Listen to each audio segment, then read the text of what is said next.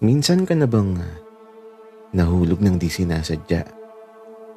Ang hirap, 'di ba? Na kahit pilitin mong isipin na hindi tama, subalit iba ang gusto ng puso mo. Kaya wala kang magagawa sa nais ng tadhana mo na gusto niyang iparana sa'yo.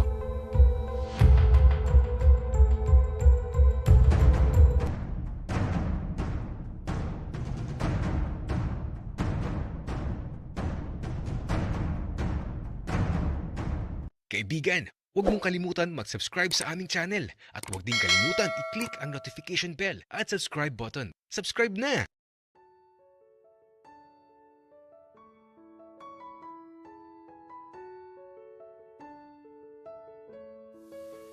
Hindi ko inasahan na bigla na lang dadating ang kuya ni Dave. Tapos, ganun pa ang nangyari. Niyakap-yakap pa niya ako sa kama ni Dave na akala niya ako yung kapatid niya. Kahit ako, nagulat din talaga ako sa nangyari. Napatulala na lang din talaga ako nung makita ko ang kuya ni Dave na eto, seryosong nakatingin sa akin sa mga sandaling to.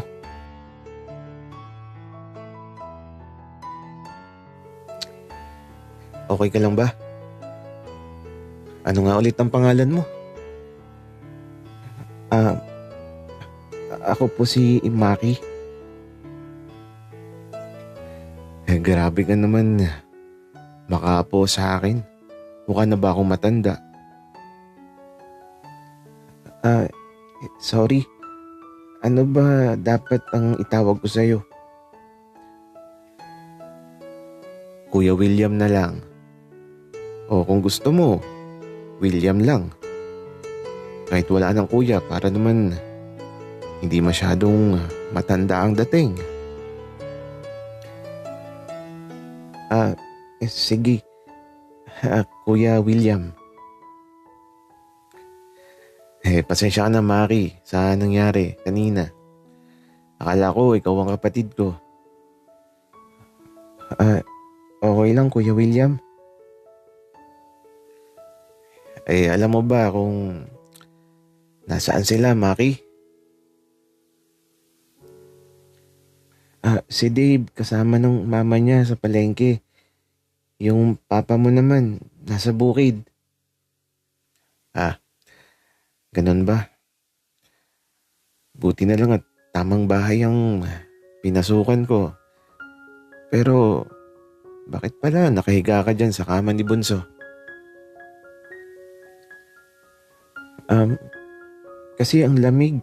Kaya nakahiga lang ako tapos iniwan ako ni Dave.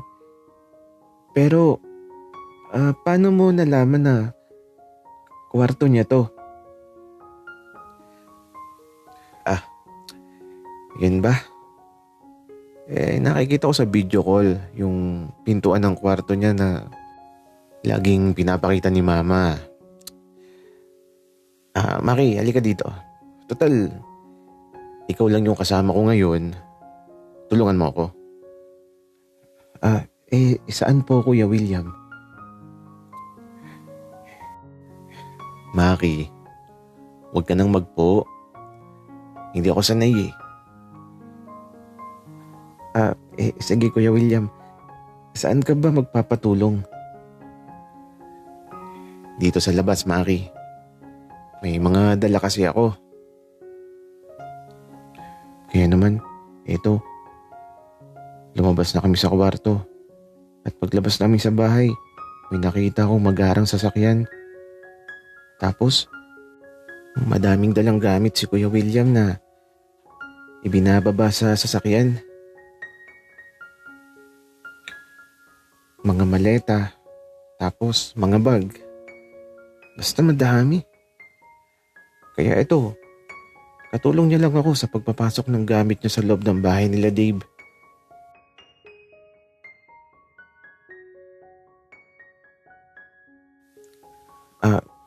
Kuya William, bakit napakadami mong dala? Magbabakasyon lang kasi ako dito, Maki. Kaya ayan, Madami akong dalang regalo kay Mama at Papa. Pati kay Bunso. Siguro pagkatapos ng bagong taon alis na ako.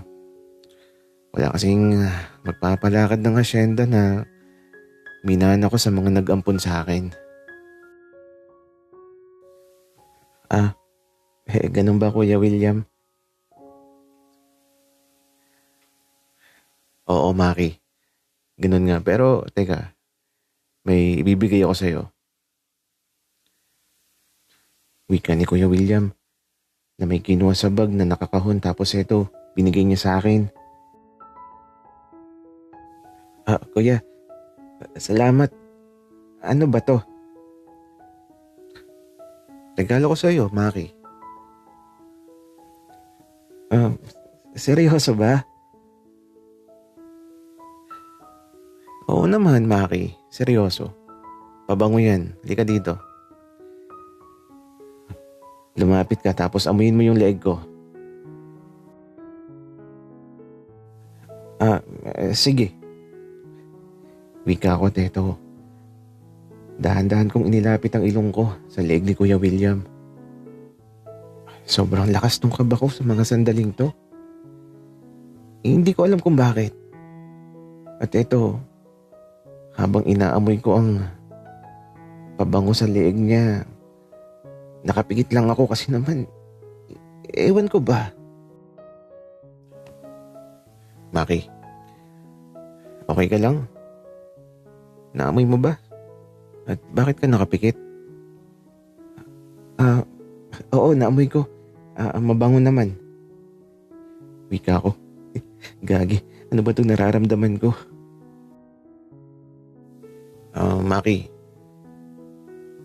naligo ka na ba? Parang naamoy din kita. Oo. Bakit? Mabaho na ba ako, Kuya William? Mabango ka kasi, Maki. Amoy baby. Ganyan pa naman yung mga gusto kong amoy. Yung amoy baby cologne. Oo. Yun lang kasi ang kaya ng budget ko. Wika ko. May jowa ka na ba, Maki? Wala pa, Kuya William. Bata pa ako eh. Hindi ka na bata, Maki. Pero, huwag ka muna magjojowa.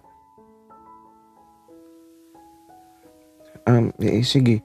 Pero, bakit mo pala naitanong, Kuya William? Wala lang. Cute mo lang kasi. Kaya siguradong madaming nagkakagusto sa'yo. Ganun ba, Kuya? Ikaw din, cute ka. Talaga ba, Maki? Baka binobola mo lang ako. Promise, Kuya, cute ka. Magkumukha nga kay ni Dave eh. At eto, ngumiti lang ang kuya ni Dave tapos pinisil niya yung pisngi ko tapos eto, tumalikod na siya at nagtungo sa kusina. Ako naman, bigla na lang natulala. Ewan ko ba, napahawak na lang din ako bigla sa pisngi ko na kinurot ni Kuya William. Ngayon lang may gumawa sa akin ng ganun. Ang sarap pala sa pakiramdam tapos cute daw ako. Buti na lang at naligo ako bago magpunta dito. Kahit malamig at umuulan naligo talaga ako. Parang nasasabik tuloy ako sa pagdating ni Kuya William. Kakaiba kasi yung pakiramdam ko sa kanya. Parang magaan tapos masaya lang ako. Tapos may halong kaba. Bakit ganun? Pero ang mahalaga, may regalo ako natanggap. Pabango daw to, sabi ni Kuya William. Nakalagay siya sa maliit na kahon na pahaba.